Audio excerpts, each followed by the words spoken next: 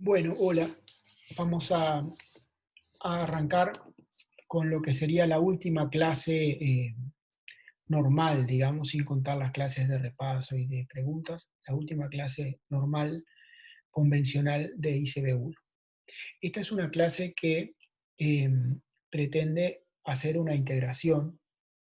Eh, Nosotros usualmente a nivel de lo que son los segundos controles usuales y a nivel de lo que son las instancias de examen, eh, ponemos preguntas, un bloque de preguntas que puede abarcar un poquito menos o un poquito más de la mitad de la evaluación, un bloque de preguntas, digamos, temáticas alrededor de un tema, que es, bueno, un sistema biológico en particular que ustedes en principio no vieron antes, que generalmente abarca a dos o tres tipos celulares, puede ser del cuerpo humano o no, o de otro organismo, y generalmente, bueno, a dos, tres, cuatro, cinco moléculas que participan en forma importante en funciones de ese tejido, ese órgano, ese sistema biológico con que estemos trabajando. La idea de hacer eso es justamente evaluar, no de forma memorística, sino evaluar la aplicación, la capacidad que ustedes hayan adquirido de aplicar conceptos generales que hayan adquirido en el curso a situaciones nuevas, porque ese es el conocimiento que sirve, cuando uno lo puede aplicar a una situación nueva. Entonces, se nos ocurrió, y empezamos hace, qué sé yo, 3 años más o menos, hacer una clase final del curso tomando como eje uno de estos bloques temáticos de evaluación tomado de un examen anterior y, ir, digamos, contestando las preguntas y al mismo tiempo volviendo a diapositivas, a conceptos que se dieron anteriormente en las unidades que hemos dado, eh, reafirmando conceptos que son importantes y volviendo a explicar cómo usarlos. En el contexto del curso de 2020, esta clase no va a ser única, quiero decir, va a quedar filmada esta clase, que me parece que va a tener cosas importantes y hay que mirarla, pero además vamos a hacer el mismo tipo de ejercicio en formato interactivo, digamos, por la plataforma Zoom, más adelante, ¿verdad? Cuando nos vayamos acercando a las instancias, la fecha de las instancias de evaluación de esta circunstancia excepcional. Bien, el, el bloque temático que tomamos para esta clase de ahora trata sobre la glándula salival. Podría haber tratado sobre la tiroides, sobre el estómago, sobre la infección de una célula del epitelio del pulmón por el coronavirus, sobre, qué sé yo, sobre la glándula sudorípara, sobre el hígado, no sé, sobre 2X neuronas del cerebro, neuronas motoras, o sea, podría haber sido cualquier tema biológico, ¿verdad? No es que nosotros queramos que ustedes sepan la glándula salival. La glándula salival es nada más que un ejemplo para usar conceptos generales, ¿verdad? Entonces, el bloque temático de este examen que estamos utilizando, digamos, tenía estas imágenes y este texto. El texto dice: las glándulas salivales son los órganos especializados en la secreción de la saliva. Esta es un líquido compuesto fundamentalmente por agua y solutos inorgánicos y orgánicos que participan en la humectación, lubricación y digestión de los alimentos. Las glándulas salivales poseen una estructura en sacos, en bolsas, llamados acinos, con C, palabra nueva para ustedes, en principio, ¿verdad? Y acá en el dibujito se corresponde, ¿verdad? Esto es un acino.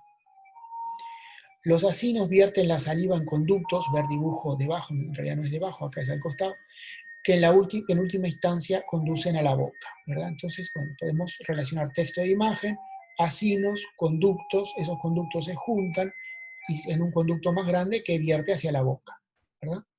Y a la izquierda tenemos lo que sería un diagrama que representa un corte transversal de un acino y un conducto, ¿verdad?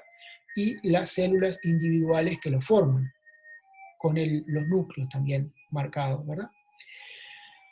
Y ahora, si quieren, volvemos al texto. Los acinos están formados principalmente por dos tipos celulares. Células mucosas, palabra nueva, evidentemente, que segregan o secretan glicoproteínas denominadas mucinas, otra palabra nueva, si bien ustedes quizá pueden relacionar que mucina viene de la misma raíz que mucus o moco. Bien, y células serosas, otra palabra nueva, que segregan la enzima amilasa, en principio otra palabra nueva. Entonces veamos acá el dibujo. Tenemos las células mucosas y las células serosas. Las mucinas facilitan la lubricación de los alimentos masticados y la amilasa cataliza la conversión del almidón, un polisacárido formado por unidades de glucosa, en glucosa. También forman parte del acino las células mioepiteliales, obviamente otra palabra nueva, acá están las células mioepiteliales, medio por afuera, que al contraerse comprimen el acino y empujan la saliva hacia los conductos. Entonces nos introducen el acino y el conducto que forman la glándula salival y se introducen tres tipos celulares, ¿verdad? Que forman el acino, las células mucosas, las células serosas y las células mioepiteliales. Y nos dan algo de información funcional, ¿verdad? Las células mucosas secretan mucinas, las células serosas secretan esta enzima llamada amilasa, y las células mioepiteliales son capaces de contraer esta bolsita, ¿verdad?, para empujar el contenido hacia el conducto, hacia la boca. Luego acá les presentamos un par de imágenes en color. Esto sería muy deseable que lo pudiéramos usar en las evaluaciones normales, pero no tenemos posibilidad de imprimir a color. El color da otra versatilidad, ¿verdad? Entonces acá, este es otro diagrama en forma de corte transversal de un acino. Otra vez aparecen las células serosas, las células mucosas, los conductos. Pero acá, a ver, hay un poquito más de información, ¿no? Porque esto que dice unidad secretora mixta, que tiene células mucosas acá y células serosas acá, es parecido a lo que estábamos viendo en el dibujo anterior, células mucosas y células serosas. Pero el nuevo diagrama nos muestra que también existen lo que se llaman unidades secretoras serosas, solo de células serosas, y otras solo de células mucosas. Pero eso, en fin, no le hace a el ejercicio en sí. Luego tenemos una imagen en 3 dimensiones, o sea, no en 3 dimensiones, pero que representa el acino con apariencia tridimensional desde afuera, con las células secretorias, o sea, serosas o mucosas, acá no se especifica cuál sería, y sobre todo les quiero mostrar la posición de las células mioepiteliales, que son estas acá, ¿tá?, que están como por afuera y son las que tienen capacidad de apretar esa bolsita de células. Y luego tenemos lo mismo en una especie de corte transversal, con las células mioepiteliales y abajo las células secretorias. Bien. Luego, la sección esta informativa, que hay que leer antes de entrar a la evaluación, culmina con un poquito de explicación sobre las mucinas, que son glicoproteínas con numerosos grupos glucídicos unidos covalentemente a lo largo de la cadena peptídica, que no se pliega globularmente la cadena peptídica sobre un centro hidrofóbico. Debajo se muestra esquemáticamente la estructura de una mucina. Esto, amino, carboxilo, esta es la cadena peptídica. Estos palitos acá muy sencillos son los grupos glucídicos, ¿tá? Y en una imagen un poquito más intuitiva, de pronto, se ve la cadena peptídica acá en lila y los grupos glucídicos como pelos, digamos así, saliendo hacia afuera. Fíjense ustedes que esto es una excepción, en el sentido de que estas proteínas son muy particulares, no tienen una estructura secundaria y terciaria proteica usual, o sea, la cadena proteica no se pliega sobre sí misma. ¿Por qué? Porque está tan glicosilada, tiene tantos de estos azúcares, que no podría hacerlo, ¿verdad? Porque estos azúcares son altamente hidrofílicos, interaccionan con el agua, ¿verdad? Entonces la cadena peptídica queda extendida, en principio flexible, y sirve como soporte a estos azúcares. La molécula tiene la forma como de un cepillo de esos para lavar tubos de ensayo que tienen una varilla de metal y flecos, pelos, digamos, para afuera. Bueno, esto sería una cosa parecida. Bien, vamos a ir entonces a las primeras preguntas. ¿A cuál de los grandes tipos de tejidos animales corresponde la lámina de células serosas y mucosas de la glándula salival?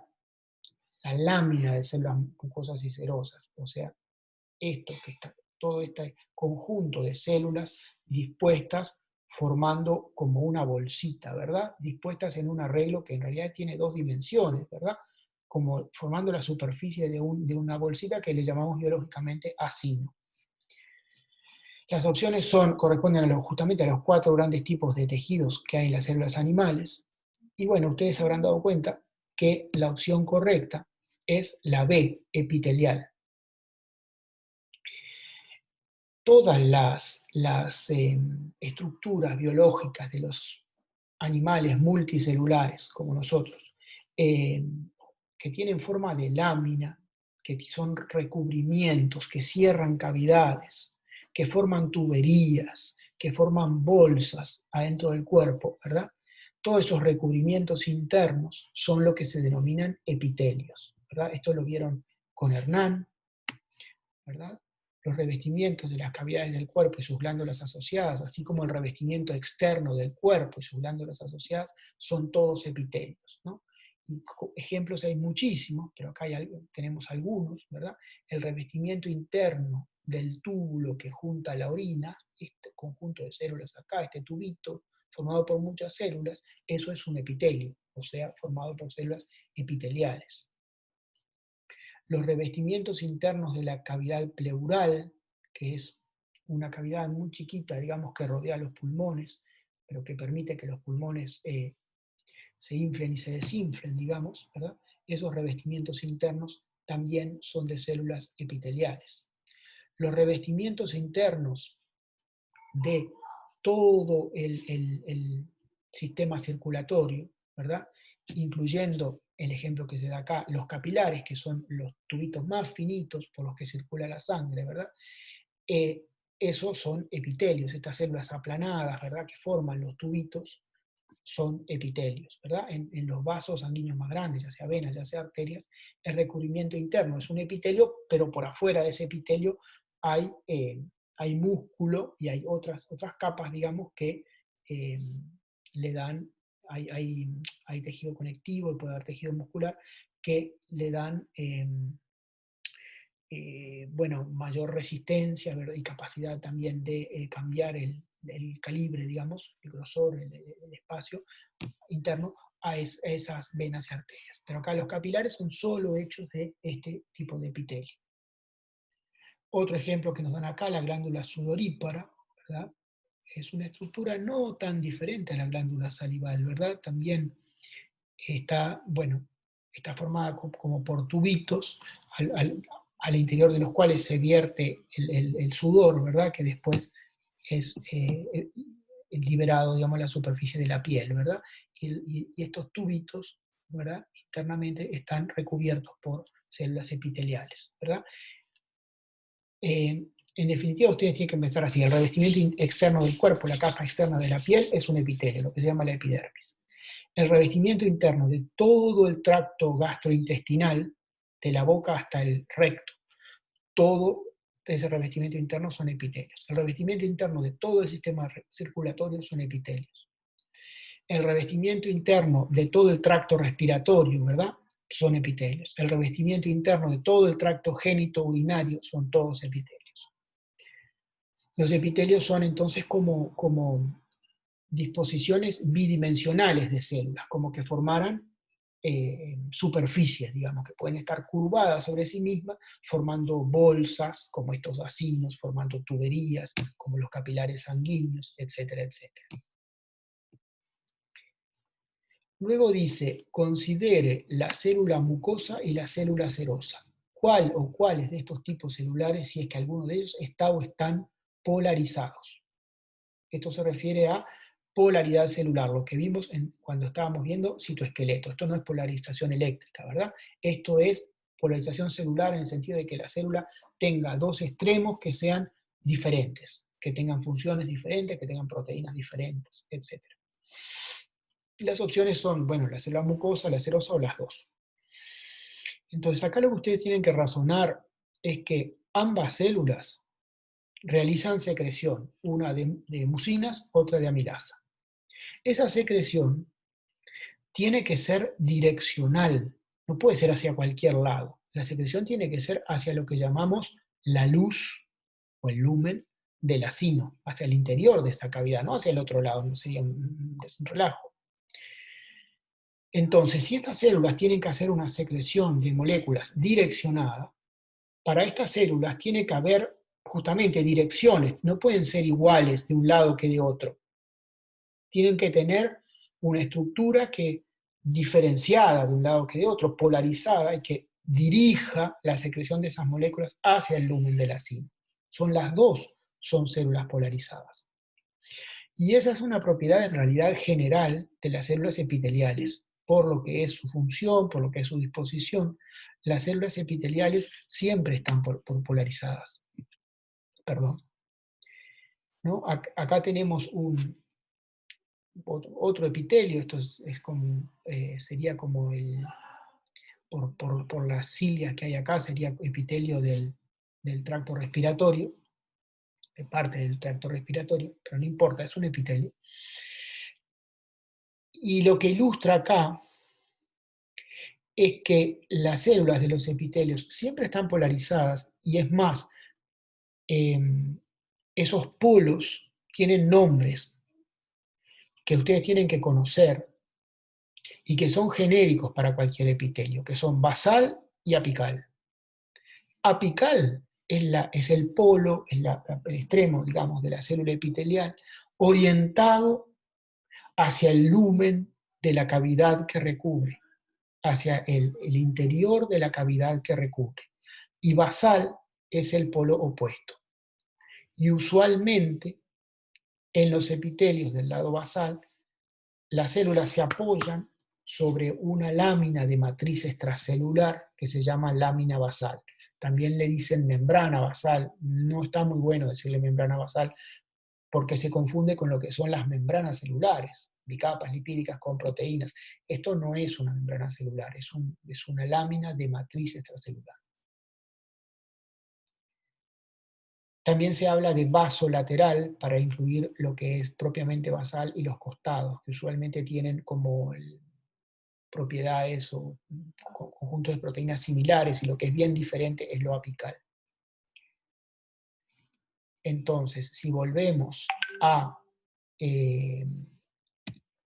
nuestro ejemplo, ¿verdad? Esto es el polo apical, que mira hacia el lumen del acino. Esto es el polo apical, y de este lado de esta célula está el polo basal. Y la respuesta correcta acá es que ambas células están polarizadas, o sea, la respuesta correcta es la C. Bueno, esto es un poco más difícil. Dice, considere los 3 puntos señalados en el diagrama. ¿Cuál de ellos, si es que alguno, corresponde al medio extracelular interno del cuerpo? Entonces tenemos una flecha que apunta por afuera, a un punto por afuera de las células epiteliales, ¿verdad? Y del lado basal de las células epiteliales. Otra flecha que apunta al interior de una célula epitelial, y otra flecha que apunta en realidad al lumen del acino. Y la respuesta correcta es la 1.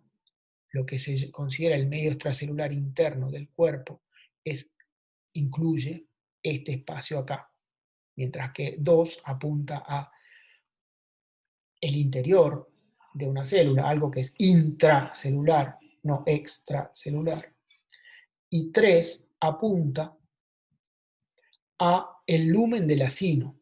Y el lumen del acino, si ustedes razonan lo que es la glándula salival, el lumen del acino, acá, se continúa eventualmente con la boca, que se continúa con el exterior del cuerpo. De alguna manera eso podemos considerar que es externo al cuerpo. O sea, o por lo menos que es continuo con el exterior del cuerpo. Esto hace a un concepto bien importante que yo quiero que se lleven de este curso, ¿no? Que es que en el cuerpo de los animales multicelulares como nosotros, hay compartimientos también. Así como adentro de cada célula hay compartimientos a un nivel de organización biológico más alto, también hay compartimientos. Y esos compartimientos suelen estar separados por epitelios, ya no por membranas, sino por conjuntos de células, cada una de las cuales tiene su membrana, ¿verdad? Y que están unidas separando compartimientos. Y un compartimiento es ese medio extracelular interno, y por ejemplo el lumen de órganos como la glándula salival es un compartimento separado, en este caso continuo con el exterior del cuerpo.